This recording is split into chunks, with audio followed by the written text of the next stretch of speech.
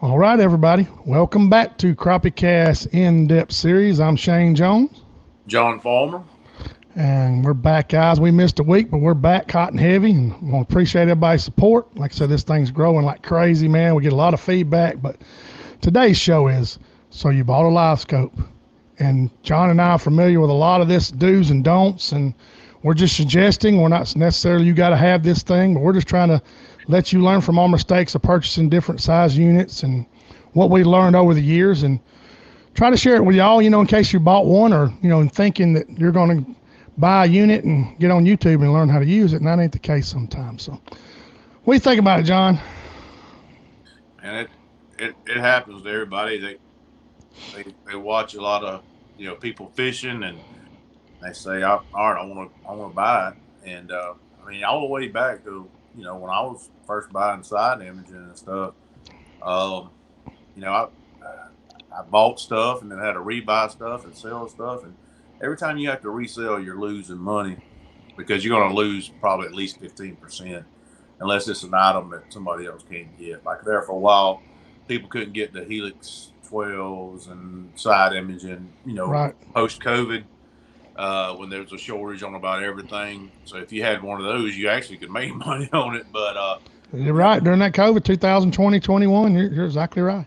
so Shane mentioned doing this video, and I guess what we want to talk about is try to help you if you've got the means, start out at a place that you won't be selling and reselling. And the guy that owns a boat dealership here where I live, he laughs and jokes with me all the time. He says, "Oh, you'll change again. You'll change again." But I've had same side engine unit for about I don't know 18, 20 months, and that's kind of a record for me because That's right. I've gone from Helix 9 side imaging to 12 to 15 to Solix 15 to Solix 12 to back to Helix 12. So I've been all over the map. And like I said, you typically lose money when you go to resell your stuff. That's Uh, exactly right, John. but go go kind of talk to them about what you taught me before we came on here. Yeah, guys. What we're talking about is, I started out with a 93 SV, which is a 9-inch Garmin unit, and Bass Pro Shop runs them on sale. You can get them $600, and they're good units, guys. But you have to get them right up in your face. And as we're getting older, you see I'm wearing glasses. You can't keep up with the fish. So, I mean, a 10-inch unit minimum, guys. If you can afford a 12, go with a 12. If you like a manual, I mean, just buy what you can afford. And like I was telling John before the show started, I bought a 9, then I bought a 10, I ended up buying a 12. And like John said, I lost money every time I done it, even though I had it. And you got programs like PayPal Credit. You can pay them 0 interest for 6 months. There's all kind of stuff like that going on now. That's right. But I think a firm they got a firm now. yes, Different options for people that want to get into it and do a monthly type payment plan for it. Um, what I try to tell people will call the boat dealership and ask, what do I need? And sometimes the owner will refer them to me and let me talk to them. And right. I said, you need whatever, the most you can get out of a screen. And this is why we're crappie fishing. Some people aren't, but we are. We're throwing a 32nd to a 16th ounce jig that a lot of times is no bigger than, 1.75, 2 inches, maybe 2.5, at the biggest. So you got to think, you're trying to see a jig that small, and you're just condensing everything, with as you go down. Um, Yeah, guys, you're trying to see something that big. I mean, you see that compared to my finger. That is a gray ghost hand tie. Like John's saying, that's a small little profile to see. So go right. ahead, John. So get whatever get what you can get, and I'll say this because I've set up about everything from a 7 to a 16. All right, they're the biggest jump in graphs is from that 9 to that 10. Oh yeah, When you go from that 9 to that 10, I don't know what it is about the pixels or what it is, but it, as far as detail and I'll say that the biggest jump is from the 9 to the 10 and the 12 to the 16. yes, So yeah, those are two breaking points. I had a guy call me 2 weeks ago, and I mean, it cost them a sale at the boat dealership. He said, I got a 1022. I'm thinking about getting a 1222. But I said, you're gaining a little bit, but it's not that's. I said, can you catch fish what you got? He said, yeah. I said, well, if you want to jump up, save you a little bit, and then jump up more. I said, but going from that 10 to that 12, you're gonna be.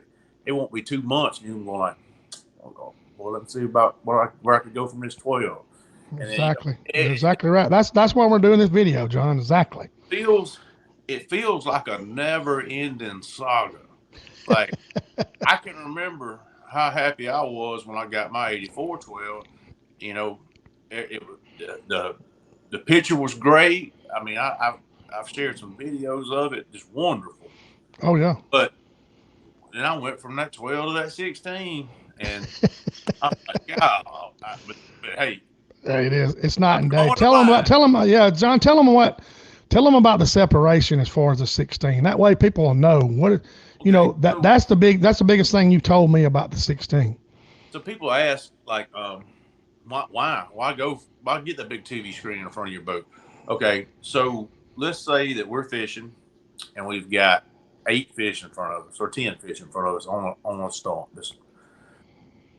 Instead of just seeing that blurred mass of fish with that a little bit bigger screen, you can start seeing the separation in between those fish. You say, oh, that fish right there is a little bit bigger than those other 3. And when you start separating things in open water, it gets better. Something I personally think something about the separation from the bottom, I'm getting a little bit better. Things like that are the little details. But look, you might not necessarily see that in the beginning because you haven't looked at the screen for hours on end. So if you're starting, get what you're comfortable purchasing, start using it, and you will know. You said, I've got enough time on this graph here. I'm ready to try to go to the next one. I mean, you'll feel it, and you'll be out there and like, and don't necessarily let something like us talking about it or a YouTube you've watched influence that. Do it. You'll get the feeling on your own. Yes, you know how you say, I really enjoy this. I've had success with it. My wife's not on my rear end because I caught a few fish. We're eating fish. That's a big factor in a lot of married couples. If I can afford this and can't afford this, and so, but like John, wouldn't you say a 1022 is pretty much baseline? A 1022 Garmin manual would pretty much be, hey, I'm setting up my, I got a G3, a 18 footer, got a 90 horsepower on it. I've got 2 seats up there. But I can get a 1022. What mount should I get, John? Because I really want it up in my face. There's several good mounts. The first thing I would do if I got ready to get a 1022 is I'd get on some of these Garmin used electronics forums or whichever one you want to buy, Humminbird, Lowrance, whatever. But, we use Garmin. So get on some of those used electronics things. There's people selling them all the time. Yes. Just like we did. Right. So and then make the purchase either through Facebook or PayPal. That way you got some reassurances on your money. And then ask that person to communicate with you, get their number, get some text messages, get them to do some things and give you some reassurance so you don't get scammed. Right. Well, a lot of people's taking their name and the date and putting it beside the picture. Whatever you got to do, if you do buy, because I remember I sold my used one for what, $1,000, John? And it was 6 months old. You know what I'm saying? Right. And my 1022. I think you can get a 1022 now for about $1,100. Exactly. And that's that, and I know you can buy the 9-inch for $600 at Bass Pro Shop, Black Friday sale, blah, blah, blah. Try to buy the 10, guys. You'll thank us. I promise you'll thank us because. But you were mentioning mounts. We have no affiliation through CrappieKast with any of the mount companies, but that's right. These are the things that I know people are using that are successful. The first one that's been in the business for a while is Cornfield Fishing Gear. It was Cornfield Crappie Gear. That's right. They've really tried to stay ahead of the game and stay with their competitors and building stuff. They've got some really neat options. Now I want to say this. all three of these I'm fixing to talk about, it is in by no means cheap. You No. know, if you've got a friend that's got a fabrication shop to hook you up, you know, you might want to say, "Oh, I think my buddy can do that." But no, I'm not recommending that. But you know, Yeah, you're putting. That's nothing's right. gonna be cheap. So you got cornfield fishing gear, you got stowaway mounts, which Shane used, That's right. and then you got beat down outdoors or beat down mounts. All three of those are reputable companies that will treat you right. Um, you want a mount. Now, this is just me personally. I sit to fish. Even if you stand to fish, you still want the same thing. You want a mount that's going to be up off the deck. Correct. You want it because you're going to be constantly making adjustments to that screen, looking out, looking in, gain. You know, that looking out and looking in, you're constantly messing with it. So you're not going to want to be hunched over trying to hit something all the time, losing your picture, losing, where you're lined up on your trolling motor. So you want a mount that's going to be up off the deck and possibly adjustable. Another thing is they've got them now where you can turn them while you're going down the lake and you can see past them where you're not looking at a flat screen like this while you're trying to drive the big motor. You can turn them and actually get them like this, and it's safer. And I think about all of them, they offer that option now. Yeah, my stowaway folds down. Actually, it actually folds down if you want it to. That's It's got right. a little. It's got a little kickstand with it, and that's if you got these bass boats where you're. I'm got a center console, and John's boat rides high. You can see real well off his. But if you got one of these boats where you're sitting down in it, a bass cat or aluminum boat, you want to be safe. Hey, fold it down, turn it sideways. Don't want you running into another boater because of it. Yeah. We said all that to move on to the next thing. All right, you've bought all this equipment and all these electronics. How you gonna power them? There we go. You're not you're not going to take just your run of the mill battery nowadays with the amount of stuff we're running. All right, if you're running just a live scope and a graph, and you dedicated it to one battery, uh, that's fine. You're gonna get you some hours out of that. But if you start running a side imaging unit, a black box for your live scope, and a graph, and then possibly another one for a map, you're gonna drain a battery quick. And there's no worse feeling in the world than to start hearing that low voltage meter It beeping. beeps. Oh, yeah, exactly right. I had a lead acid battery, like John's saying. I ran all my units off of it. I wasn't out there a couple hours. I heard that beep because when it gets below 11 and a half, is that right, John? That's right. Oh no, I think it's 10.8. Oh, something like that. It gives you a low alarm, and then how your boat's not going to crank, and you're stranded out Right. there. So, If it's your cranking battery, then you gotta if you don't have a jump box or a way to jump your cables to slave off something else, you're in a bind. amen. And in a lot of these places that we fish, cell phone reception is sketch. Oh yeah, for sure. So what we're going to talk, we wanted to talk about a couple of battery options. Shane's got ionic batteries in his boat, and he got his after I did, and there were some more options that have come out now. Oh yeah. That you Several can companies make good ones. Bluetooth into your battery and check your levels and check what percentage and how you've been using the battery. That's a real popular option now. But the biggest thing is how many amp hours you go with. If you're going to run, 4 grass in a live scope system, you need to be thinking about that 80 amp hour, 60 amp hour, 100 amp hour. I got a powerhouse in my boat.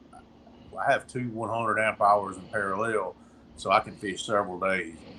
Yeah, he's got more than enough power, but that's his option. He knows. But like, John, wouldn't you suggest if I had a 10-inch Humminbird Helix at my console, I had a 1022 up front. Wouldn't you suggest at least a 100 amp battery to crank and run those things? I mean, Well, they got the cranking batteries now. right? For 100 amp hour. Yes. Yeah, some people do house batteries for their electronics and then a cranking battery separately. Me personally, with the way things are now, 100 amp hour is a good place to start. They're going way bigger than that now. Oh yeah, I've seen some of those. Price point, I don't know if you've looked at it, Shane, but the price points actually come down on some of the lithium Oh yes. batteries. And the biggest thing is look at the warranty on it. I've got some Dakotas, and they got like an 11-year warranty on them. Same way with Onyx. Yes, same way. Onyx. But I'm sure it's prorated down the road, guys. But what does the interstate battery cost, John? I paid $270-$80 for that one I had, that big Group 31. Yeah, it's expensive, Yeah, you start getting into higher. They're expensive. You could almost be getting into a cranking, lithium with exactly a bit more change. But everything we're talking about, y'all, we're talking about spending money, and it hurts. Don't get me wrong. Hey, man, it does. Hey, it really does. But we just wanted to touch on some of the things if you're thinking about rigging your boat out that you're going to cross these roads, and I don't really know of anybody that's touched all the bases on all this. So the next thing is, do you want to put your electronics on a trolling motor, or do you want to put it on a pole? Right, your transducer, right, exactly. Yeah, your transducer. So I personally feel like if you get out there and fish enough, eventually you're going to want to go from that pole to putting it on the trolling motor, the transducer. I started out with it on a pole, and but the trolling motor I had was a Tarova. I mean, yes. This was, goodness gracious, I think we're going 4 years ago now. It sounds like a lifetime, John, but you're really talking about 18 and 19. I mean, something like that, right? Yeah. I mean, yeah, at least four. Yeah. So anyway, I started out with that thing on the pole, and I went fishing with some people that had it on the trolling motor, and I realized, I said, man, the way forward is going to be to put that thing on a trolling motor shaft. That's exactly right. Here's some advantages. If you're somebody that doesn't have a lot of trolling motor experience and working that pedal, you can get downwind with a little bit of wind and hit spot lock and take that pole and look at what you're fishing and be successful when the fish. Yes, you can catch fish 100%. Right, when they're on structure. Now, when they're hauling butt in schools and they're not in school and the wind's blowing this way, and then you get into a slough or something, and then the wind was blowing this way, and now it's swirling in the slough and coming all the way around, and you can't get a good head direction up. That's when the trolling motor, the transducer on the trolling motor is going to come in effect. Now, well, I'll tell a story from Saturday's trip, John. I told John I had found a stump against the bank, and the wind was howling straight, upriver. So I literally had to run my boat forward, turn my live scope at 1 o'clock, make a pitch, and float it down that stump and catch a fish. I couldn't have done that with a pole because I'd had to run my trolling motor. Then I'd have been moving. I'd had to adjust the pole. So I just, took my transducer and pushed my foot down real slow and aimed it at that stump as the boat moved. And that, like John's saying, you can move precise with it on the trolling motor, a little bit at a time. I got another thing you think about. All right, say you come up to a log, and you're coming into the log, and the log is in front of you is running sideways. Well, the fish are up under it. So if you throw over the log, you're gonna get home trying to get to it. True. But the wind's going straight in your nose, and you're having to throw over. Well, I mean, you want to be able to get to a way where you can throw straight up. You understand what I'm saying? Mm-hmm. Things like that. I don't see how when you're spot locked and trying to drop in there, you're going to be able to do that with a pole. But please don't let that deter you. Get whatever you want to start out with, and like I said, you'll know when you want to change. Well, you'll go with somebody like John or myself or one of your buddies that's got it. And I will say this, and John and I both done this. We both went out with Eric in 19 or 20. I forget when we went out with him, separate times before I even met John. And he runs his own trolling motor. Once you see, it's like somebody running a skid steer. You're like, man, he can run the mess out of that skid steer. It took time for that person to get good at it. Same way with a live scope. It's going to take you a time to put the nose in the wind and adjust and catch fish. Some guys suggest parallel parking your boat with a trolling motor where you can get used to, moving the boat. I've heard John say that before, I think. And, the pole, hey, if you anchor out, pole's perfect. If they're in right conditions, but in Alabama in the South, the wind's swirling all the time. You know that if you hunt, and you cannot spot lock and the boat moving, you don't have enough hands, and it's kind of aggravating. But go ahead and keep on going, John. eventually the black crappie are going to start schooling and running around, and Oh yeah. you need a third hand, one to run the pole, one with, you just you can't reel and turn the pole at the same time. You can, but you're taking away, you're changing the cadence of your jig. Uh, Exactly. another thing you already hit on just then, and probably didn't think about it, but if you got somebody in your area that can take you out and work Oh with you yeah. a little bit, pay that money. If you That money's well. I went out with Eric 3 times, and he charges. He's not cheap, and it's worth every penny because that got me way ahead. It taught me what I wanted to do with that system, how I wanted to run it. How that John and I fish the same exact way. Uh, John runs electronic strip. He runs a little bit, a lot, down his way, down the Andalusia way, and you're catching fish is a bonus. But if somebody can sit there and say, hey, that's a crappie. Let's see if we can catch it. You can watch your jig and keep up with your foot on the trolling motor. It's a lot to keep up with, but now, like John and I, we don't even look up off the screen hardly, when you're running because you ran it so long. But you will get there. I mean, some people say minimum 40 hours to get halfway decent at it. So, well, I try to tell everybody I think it takes 40 to 60 hours of water time off by somebody. Because typically when I take somebody, I start out trying to show them what to do, but then I'm gonna put them in the seat and make them do it because there you go. just because I did it and you saw how it worked doesn't mean that you totally picked up on it. You need to do it and let me say, hey, you're not approaching that right, or get out of gas, or slow down, or little things like that. If the biggest thing that people do when they first start out with it is they run over fish. Oh They yes. come in hot, they see them, and a lot of times it's because they're not looking out far enough to identify the fish. So let's say we're looking out 60 feet and you see something where you already in your mind should be slowing down a little bit at 60 feet. That's right. That way, when you get to 40, hey, I'm almost stopped. 35, I'm making my first cast in there. Mm-hmm. Um, That's huge information there for sure. Stopping that boat is not, that boat wants to glide, a lot more than you realize. So the best way, some people don't want to run grid lines, but I do. Uh, if you'll get that one of those, just pick that one fish out and get him lined up on that grid line. And when he gets to 35, watch that fish. If he start creeping into 30, then your boat's still pushing in, as well as look at your speed over there.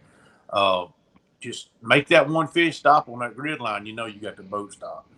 Exactly. That's huge, guys. And we can go into power breaks and everything as you evolve. John and I both run them where we can access water faster, run it faster. But what John's telling y'all is kind of hunting and fishing at the same time. When you see a group of fish on a stump and you're out there at 60 foot, John's saying, hey, ease off there. If the wind's blowing, it'll help you. But John, I tell you, as clear as this water is right now, you do not want to send your boat shadow up there near that stump. You don't want to know you're in the area because, And if it might be the piece of timber they're sitting on. Line it up on one of those lines that's coming down. All right, hey, that piece of timber is on that 30-foot line. Let me keep it there. That way you're not encroaching on the fish. You're not. And when you see it start backing away, the thing about backing away is you've made your cast in there. When the wind's pushing you backwards, that's speeding that jig up. That's raising that jig up. Those exactly. things will interfere with your catch success.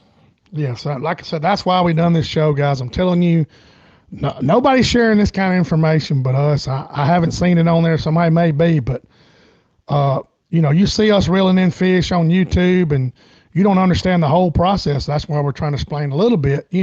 We can go into hours and hours of detail, but what John, your approach, like John's saying, don't let them know you're in the area. Hey, you got plenty of time, guys. They're not going to spook. So don't be in a hurry to get up there to them, unless you get up there closer to them, then they might run. But, and of course, nowadays, I kind of contradict myself. They may hang on that thing now here in a month or so. They're fixing to take off running schooling anyway. And you want to be able to chase them. You say, hey, they gone, John, let's go. Let's chase them down. And then you're talking about open water schooling fish, which is a whole different subject, They're sneaking out the back door. Exactly. That happens a bunch, And hey, that's what you want them to do, but you want to be able to take advantage of every situation that comes in front of that live scope. If they're sitting still in open water, hey, I got a bogey here. Let's try to catch him. Or if they're on structure, hey, learn your approach. And the better you get at boat control and running this thing, and John will tell you, the better you can watch your jig and see how the fish reacts and know exactly what to do in different situations. The fish hot, they barely hitting the bait. Go ahead, John. I thought of another thing that kind of come into play over the past week with me is, in my mind, I've got a certain depth and wind speed where I change my jigs out. There you go. So Friday, I was fishing and it was blowing 10 to 15. And if that fish was 8 foot or below, I had to go to an 8. There you go. Yeah. That wind, people don't realize that wind is blowing that line too. It's not just blowing your boat and everything else. And that jig's having a harder time get down there. So you can really stall out a bait in wind that is a little bit heavier. So I'm going to that 8, this 8 to 16 to 20 feet in that heavier wind. All right. Let's just say it's 5 mile an hour wind. Well, down to 12 feet, I'm throwing a 16-pound jig. That's in 5. There you go. That's great numbers, guys, right there. That's a great rule of thumb right there. Once I get below that, I'm going my 8. There you go. Then you get factor in current and other things. I won't get into all that, but the current can act like wind, and then wind against current can act like a totally different monster. But yeah, I ran into that last year. I told John I was throwing a 1/4 ounce jig and a 3-inch bait, and it would stall. The current's going and the boat's moving, and the fish would taking it and eating it. Did I want to throw that? Heck no, because those fish can feel that kind of heavy bait, but that's what I had to do to get it to them. So that's great. So you're saying an 1/8 and 10 to 15 mile an hour wind, 8 foot or below. Yeah. And you're saying 5 mile an hour wind, you're going to throw a 16th up to 12 feet or so. Or once I get below 12, I'm going to go with an 8 so I can get it. There you go. That's great. What happens is when you make that cast, and then your boat might be drifting left and right, and from when the fish might have moved, you didn't get it down there quick enough. So you just got to start, when you start seeing you're not getting it down there quick enough, you might need to go up and wait. So you keep one tied up just in case. Hey, man, these fish are moving a little faster in this school. Or, I've heard you and Eric say all the time, hey, if that school's moving shallow enough and slow enough, I'm throwing a 32nd in them. Right. If I can get away with it. They're 10 footer up and the wind's not blowing. My pole, I've always got a 32nd, a 16th, and an 8 ready. There you go. That's a good suggestion too, guys, because what we're giving y'all is years of what we've learned. Like I said, is it the best way? No, there's a million ways to catch crappie, but these ways, and I told a guy earlier, was talking about some stuff. Pictures don't lie. I share a lot of pictures. John shares a lot of pictures. Eric shares a lot of pictures. Shiloh sells a lot of pictures. So pretty much like the ProLube guy says, proof's in the pudding. I mean, you see it. So we're just giving you what we do, and these are just suggestions, like I said, and we have fun doing it, and we're just trying to save you some trouble, learning, and save you some money. So for sure. I mean, we can ramble on about this all day. We try to keep these things 30 minutes, but we may end up having to do another one on this subject because John can keep going. I promise you. I promise he can keep going because he's enjoyed this and he's passionate just like I am, so we're. Well, and another thing we always say, message, like, man, we get a lot of people messages. Oh, yes. Asking questions and well, I mean, I feel like I get to everyone. Right. It might be stuck over in that message after. Yeah, I run into that sometimes too, John. But hey, John answers questions. Message him, guys. We sit around watching TV and answer questions. Don't feel like anything's a stupid question either, guys, because I've been on the boat with people that thrown at hickory shad and thought they were crappie, and I looked at the same thing. I thought everything was crappie when I first started.